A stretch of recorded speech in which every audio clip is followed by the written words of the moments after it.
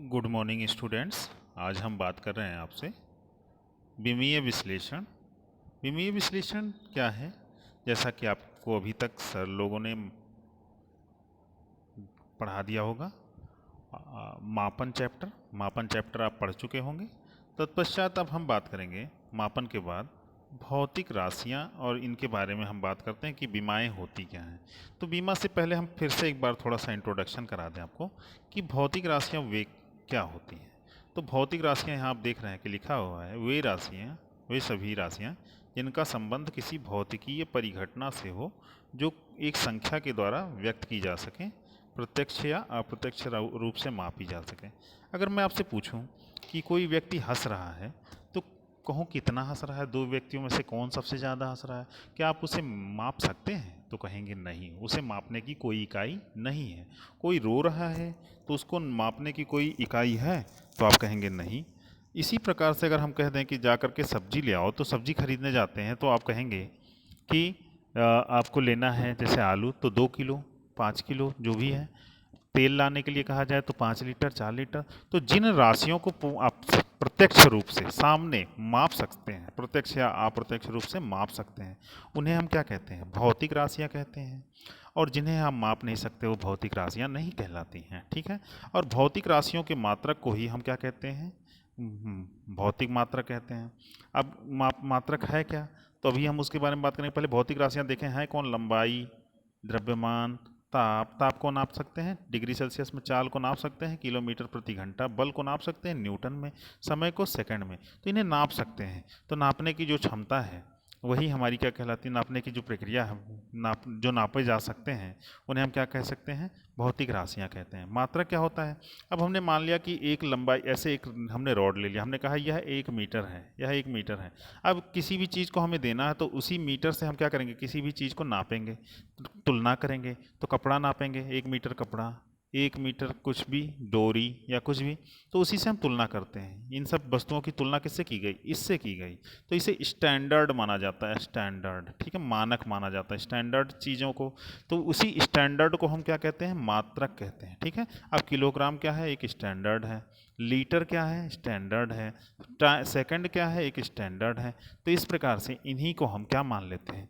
इन्हीं को हम एक मानक मान लेते हैं। मानक को ही हम क्या कहते हैं? स्टैंडर्ड कहते हैं। अब हम देखें, आंकिक मान की बात हो रही है। तो आंकिक मान क्या होता है? आपने देखा, लिखा होता है कोई भी वस्तु, जैसे आलू लिखा है, आलू लाना है, तो आलू कितना लाए? 5 किलो। ठीक है भाई, किलो। तो किलो क्या है? मात्रक है। ठीक है भाई। और 5 क्या है? परिमाण। परिमाण को ही हम क्या कहते हैं? परिमाण। परिमाण मतलब इसी को हम आंकिक मान या गिनती कहते हैं। ठीक है। तो देखिए, किलो को कितने बार यूज किया गया है? 5 बार। 5 मीटर कपड़ा, 5 मीटर कपड़ा। तो मीटर क्या है? मात्रक है, लेकिन 5 क्या है? आंकिक मान या परिमाण इसे कहते हैं। ठीक है। अब परिमाण तथा यूनिट में ये देखिए, ऐसे एन से लिख सकते हैं और इसे यू से लिख सकते हैं, यूनिट को। तो ये देखिए, परिमाण तथा परिमाण यानी आंकिक मान तथा यूनिट में क्या संबंध होता है? N1 U1 बराबर N2 U2, इसका यूज होगा हमें। ठीक है। अब मूल राशियां कौन सी होती हैं? मूल राशियां वे राशियां होती हैं, जैसे 5-6 राशियां हों, इनका पांचों को आपस में एक दूसरे से कोई संबंध ना हो, यानी एक को दूसरे रूप में नहीं बदला जा सकता हो, यानी एक दूसरे से स्वतंत्र राशियों को ही हम क्या कहते हैं? मूल राशियां। तथा इनके मात्रक को हम क्या कहते हैं? मूल मात्रक। तो मूल राशियां कौन सी हैं? मूल राशियां हमारी 7 हैं। जरा ध्यानपूर्वक देखेंगे। लंबाई, द्रव्यमान, समय, ताप, विद्युत धारा, पदार्थ की मात्रा, ज्योति तीव्रता। देखिए, लंबाई का मात्रक मीटर, इसका द्रव्यमान का किलोग्राम, समय का सेकंड, ताप का केल्विन, विद्युत धारा का एम्पियर, और पदार्थ की मात्रा मोल, और ज्योति तीव्रता कैंडिला। ठीक है। अब इनकी जो बीमाएं हैं, बीमा इसी तरह से लिखी जाती हैं। देखो, लंबाई को लेंथ से एल से, द्रव्यमान को मास एम से, समय को टाइम टी से, ताप को के या थीटा से, ये थीटा है हमारा, ध्यान रखिएगा। विद्युत धारा को एम्पियर के ए से, और ज्योति तीव्रता को सी डी से। और देखिए, पदार्थ की मात्रा जो मोल होती है उसका कोई भी बीमा नहीं होती है। ठीक है। अब व्युत्पन्न राशियाँ, इन्हीं 7 राशियों को मिलाकर के कोई भी नई राशि बने, इन सातों में से कोई भी 2-3 लेकर के, तो उन्हें हम क्या कहते हैं? व्युत्पन्न राशियाँ। जैसे आपने देखा यहाँ पर कि अब आप देखेंगे कि बल है, तो बल का फॉर्मूला क्या होता है? द्रव्यमान गुणित त्वरण। द्रव्यमान आपको पता चला कि ये मूल राशि है। त्वरण किस कहेंगे? दूरी और बटे समय से। ठीक है। तो देखिए, 3 राशियों से मिलकर ये नया एक राशि बन के आ गया, बल। तो इसी को हम क्या कहते हैं? व्युत्पन्न राशि। व्युत्पन्न राशियों के लिए बीमाएँ जो लिखे जाए, बीमाएँ क्या होती हैं, तो बीमाएँ देखिए एल एम, ये क्या है, मूल राशियाँ हैं टी। अब इनके ऊपर कोई घात चढ़ा करके एक नई वो बनाई जाए तो उसे हम क्या कहते हैं, बीमा कहते हैं। तो लिखा हुआ किसी भौतिक राशि की वे बीमाएँ वे घातें होती हैं जिन्हें उनके मूल राशियों या मूल मात्रकों पर चढ़ाए जाते हैं। ठीक है भाई। अब देखिए किस प्रकार से हम बीमाएँ निकालेंगे। तो देखिए बीमा निकालने के लिए आपको पता है, सबसे पहले लंबाई की बात करते हैं। लंबाई, तो लंबाई की बीमा कितनी होती है, एल होती है, आपने देखा है। इसके बाद क्षेत्रफल का क्या होगा, क्षेत्रफल के लिए क्या होता है, लंबाई गुणे क्या होता है, चौड़ाई होता है। तो लंबाई भी लेंथ है और चौड़ाई भी क्या है, लेंथ है। तो दोनों मिला के कितना हो गया, एल स्क्वायर हो गया। ठीक है भाई।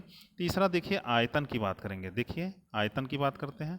आयतन, आयतन कैसे निकालेंगे, तो लंबाई गुणे चौड़ाई गुणे ऊंचाई की बात कर रहे हैं। तो लंबाई भी लेंथ है, चौड़ाई भी लेंथ है और ऊंचाई भी लेंथ है, कुल मिला के कितना हो गया, एल क्यूब। यह इसकी बीमा आई। ठीक है भाई।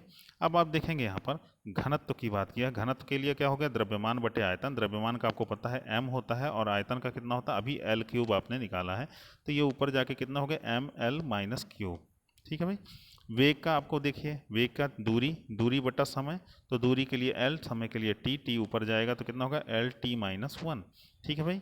ये सब चीज़ें आपको समझ में आ गया। इस प्रकार से बहुत सी राशियों के आपको यहाँ पर बीमाएँ दी हुई हैं, कृपया उन्हें आप निकालने का प्रयत्न करें।